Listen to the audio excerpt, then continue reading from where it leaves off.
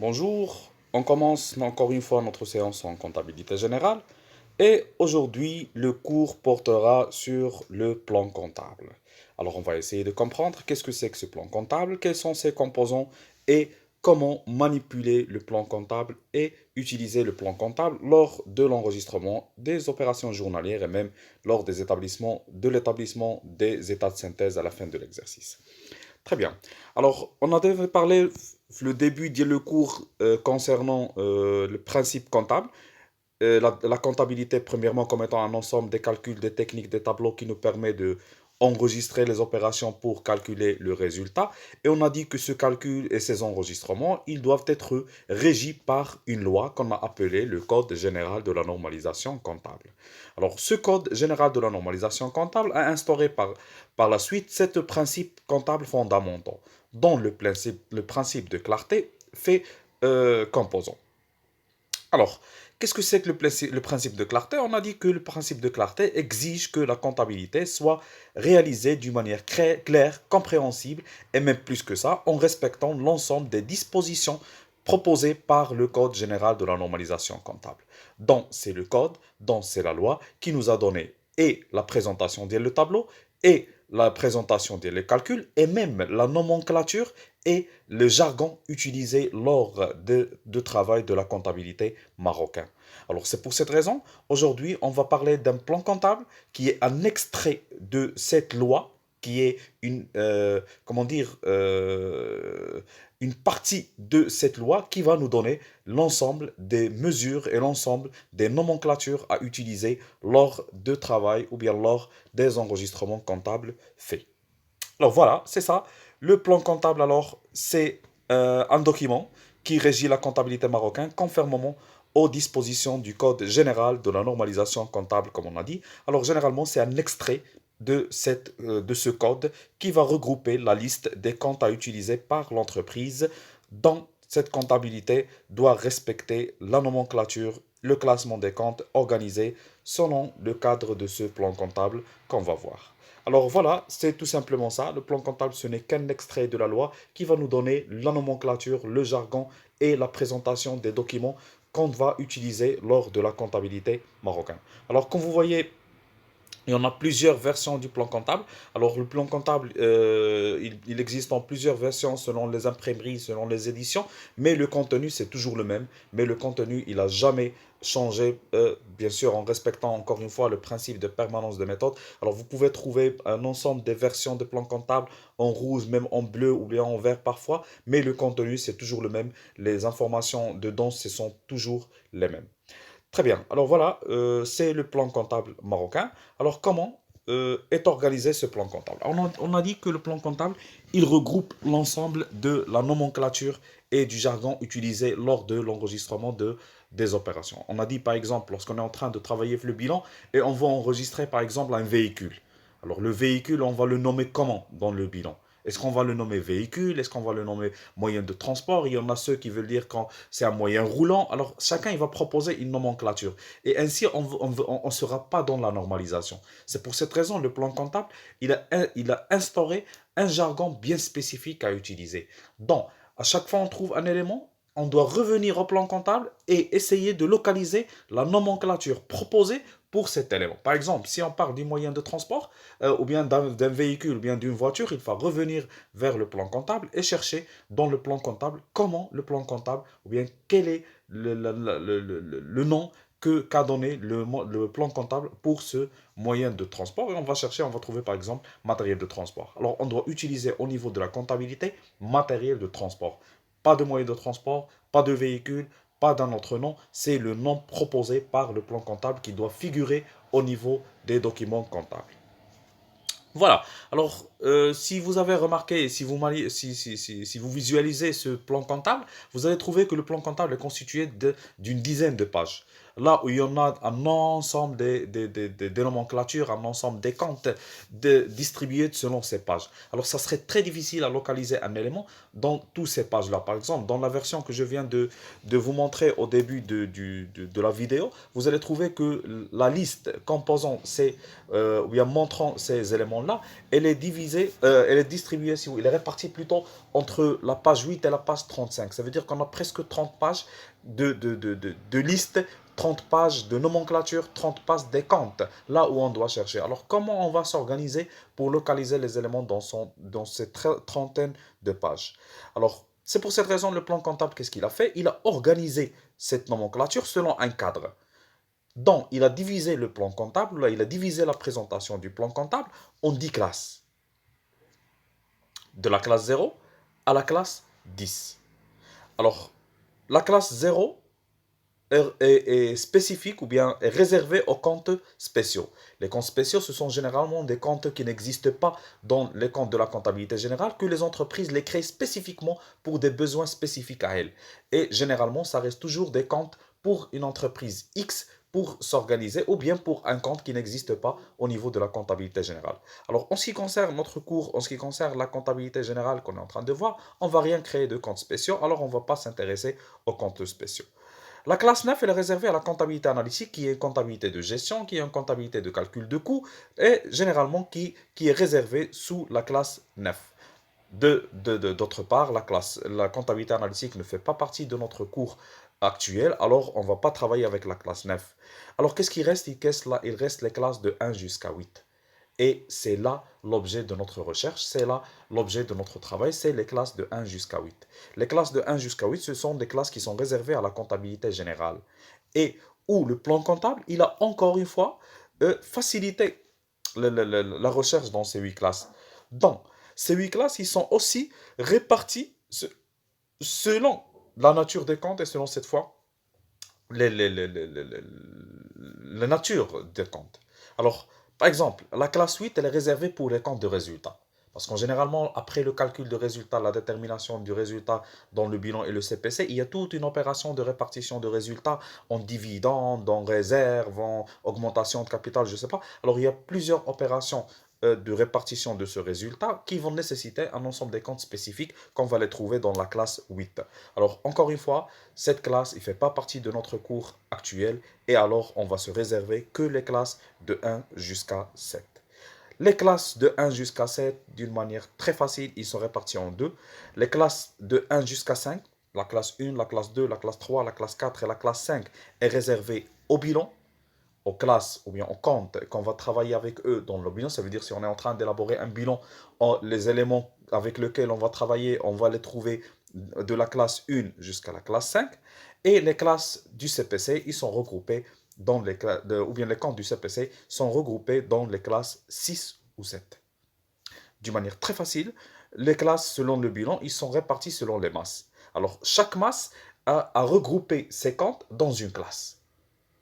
C'est-à-dire, si par exemple on parle du financement permanent, tous les comptes du financement permanent, on va les trouver dans la classe 1 du plan comptable. Ça veut dire si on est en train de chercher un élément appartenant au financement permanent, on va le trouver en classe 1. On va le trouver avec sa nomenclature et même avec son classement. Alors, la classe 2 est réservée à l'actif immobilisé. La classe 3 est réservée à l'actif circulant. La classe 4 est réservée au passif circulant et la classe 5 est réservée au compte de trésorerie. Et là, la classe 5 elle est divisée en deux, à la trésorerie active comme première rubrique et la trésorerie passive comme deuxième rubrique.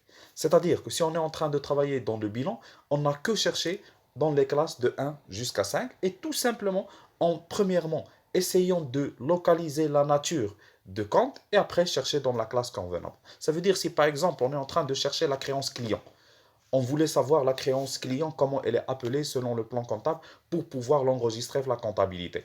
Alors la créance client, il s'agit de quoi? La créance client, c'est une créance. Et les créances, généralement, c'est actif.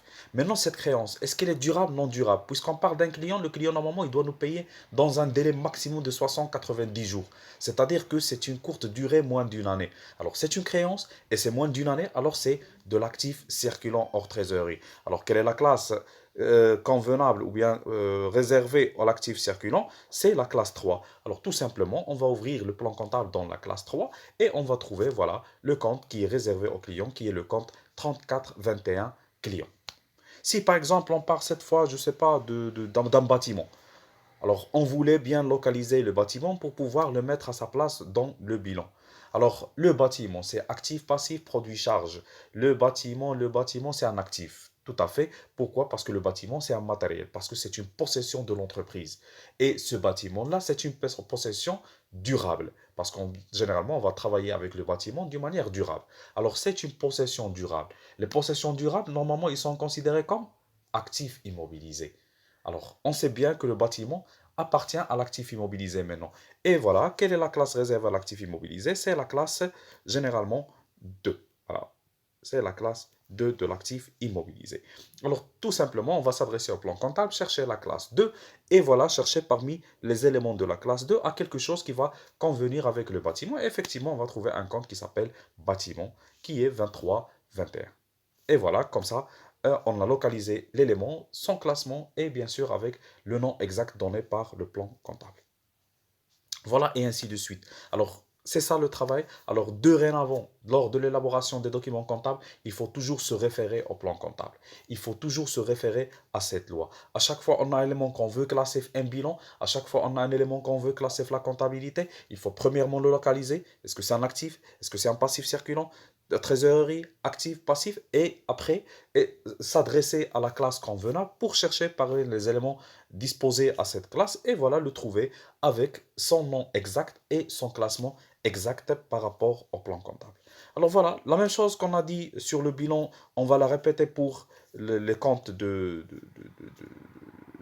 réservé au CPC, la classe 6 ou 7, et cette fois c'est plus facile parce que la classe 7, elle regroupe tous les éléments de la classe 6 comme on va voir dans la partie du cours concernant le CPC, et la classe 7, elle regroupe tous les comptes concernant le produit ou bien les produits de l'entreprise. Alors d'une manière, voilà, très très très simple, après ou bien avant enregistrer un élément au niveau de la comptabilité, que ce soit le bilan, que ce soit le CPC, quand ce soit après on va voir le journal, le grand livre et ainsi de suite.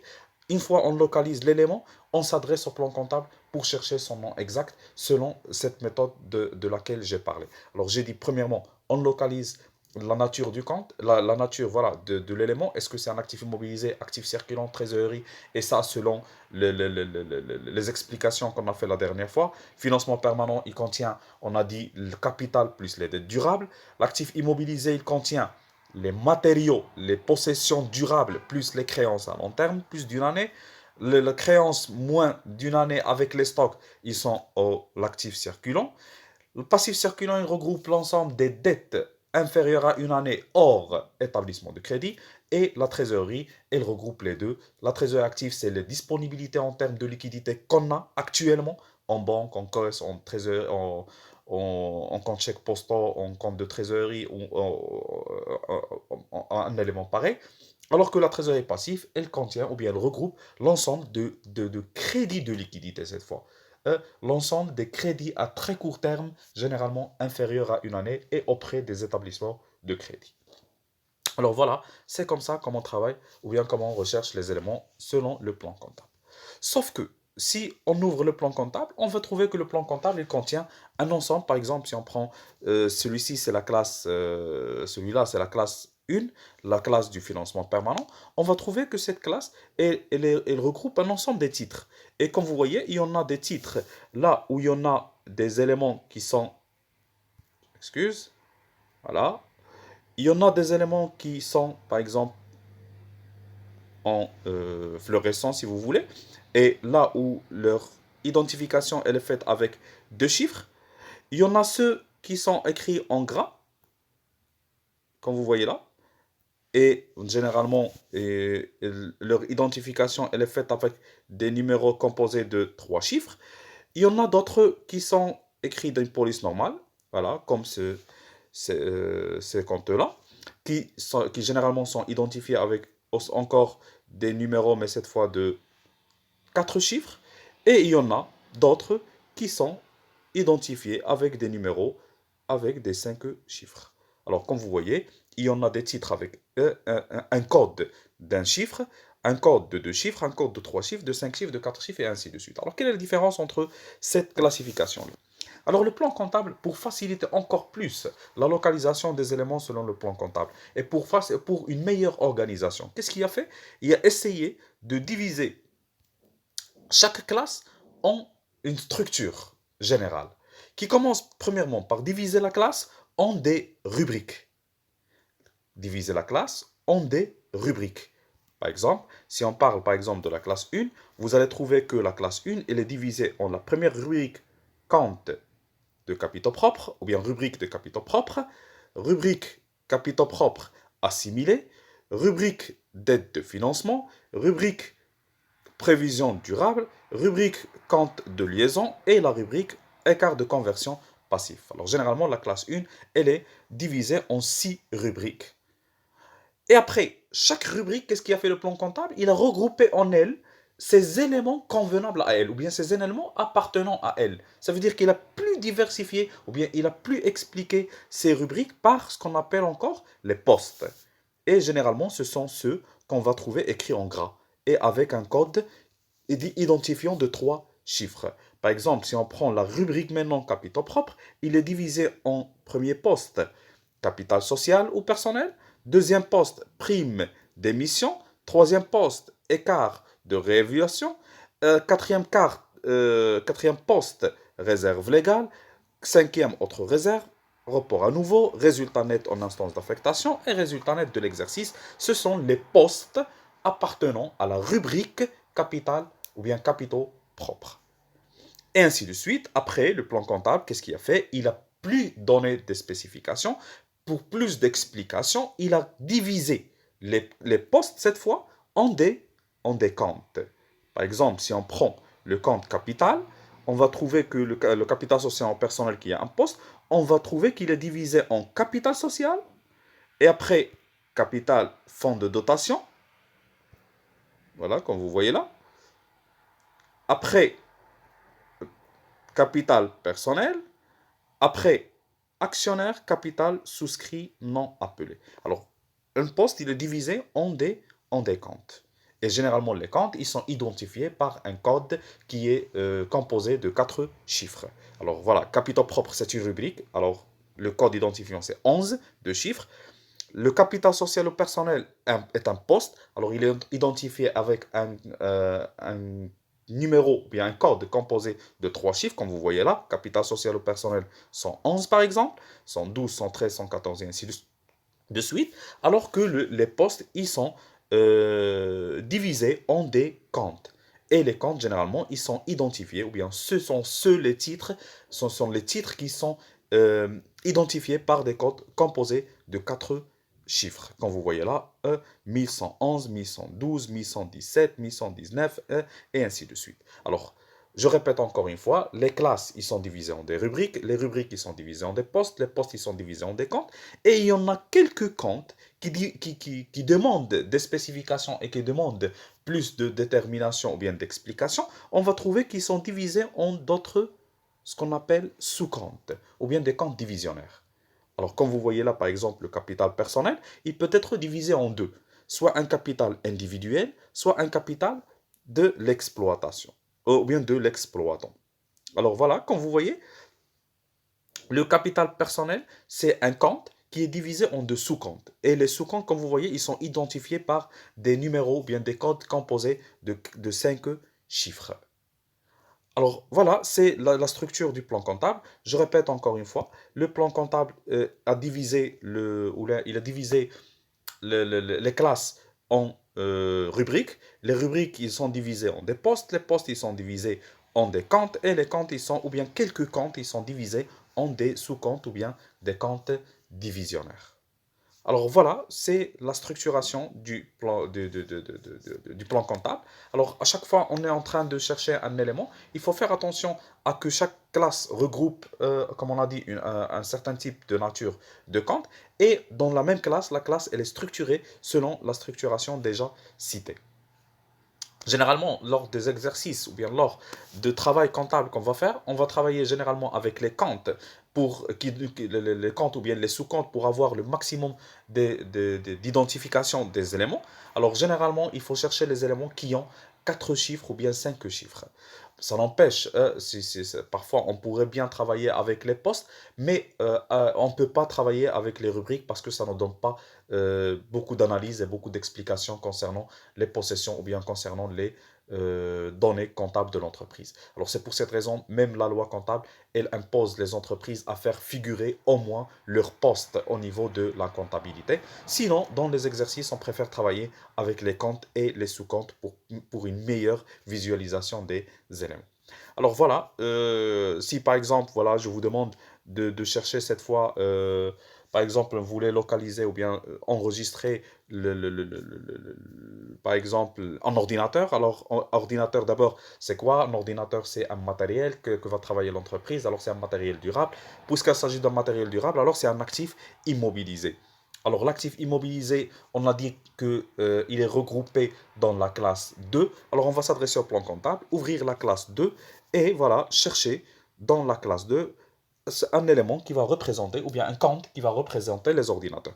Alors, on commence la classe 2 par l'actif, les immobilisations en non-valeur. Alors, je ne crois pas que les ordinateurs ils vont être des immobilisations en non-valeur. On va tous tourner la page et on va essayer de chercher un compte qui va représenter les ordinateurs. Alors là, c'est les primes, les immobilisations incorporelles, bien sûr que non, les recherches, le fonds commercial, non. On arrive aux immobilisations corporelles. Alors, il y en a les terrains, non, les constructions, non, bâtiments, non, installation, non, matériel de transport. Et juste après, on va trouver qu'il y a un élément qui s'appelle matériel informatique, comme vous voyez ici. Alors, le matériel informatique, c'est le compte représentant les ordinateurs avec son numéro d'identification qui est 2351. 2351. Alors, au niveau des documents comptables, on ne va pas mettre ni ordinateur, on ne va pas mettre ni imprimante, on va mettre rien. Qu'est-ce qu'on va mettre? Le compte donné par le plan comptable qui est matériel informatique 2351. Et si par exemple, comme vous voyez, on avait déjà un matériel de transport déjà inscrit par exemple au bilan et on voulait comprendre le classement ou bien prouver le classement de l'ordinateur par rapport au matériel de transport, alors comme vous voyez, là, il y a le matériel de transport, là, c'est le matériel informatique, alors le matériel de transport, il va être avant le matériel informatique et le matériel informatique ou bien le matériel de transport va être anticipé par les installations et les installations anticipées par le bâtiment et ainsi de suite. Alors il faut généralement respecter et la nomenclature et le classement du plan comptable.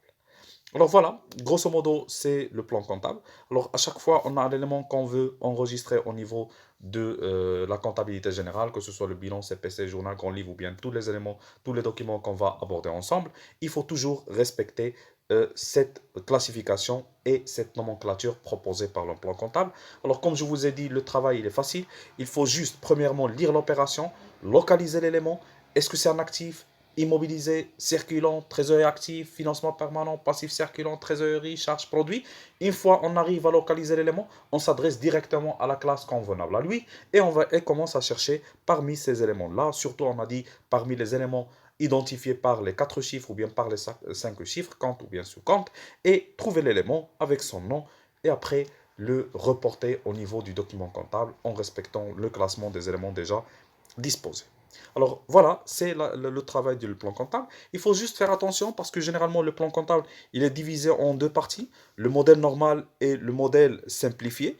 Alors le modèle normal, c'est le modèle avec lequel on travaille généralement, ou bien travaillent généralement toutes les entreprises et c'est le modèle imposé par la loi pour toutes les entreprises et c'est même le modèle avec lequel on va travailler au niveau de notre cours. Le modèle simplifié, généralement, c'est un modèle appliqué pour les très petites et moyennes entreprises, là où l'entreprise, elle ne demande pas une comptabilité très détaillée pour ces entreprises qui ont une exonération au niveau, ou bien, comment on dit, voilà, une exonération au niveau de la déclaration fiscale, au niveau des documents présentés, parce que généralement les très petites et moyennes entreprises, ils sont demandés de faire une présentation ou bien de déclarer avec une comptabilité simplifiée, mais pourtant toutes les autres entreprises, généralement, ils travaillent avec la comptabilité normale, avec la comptabilité qu'on est en train d'aborder, et ainsi, il faut s'assurer qu'on est en train de travailler dans le modèle normal.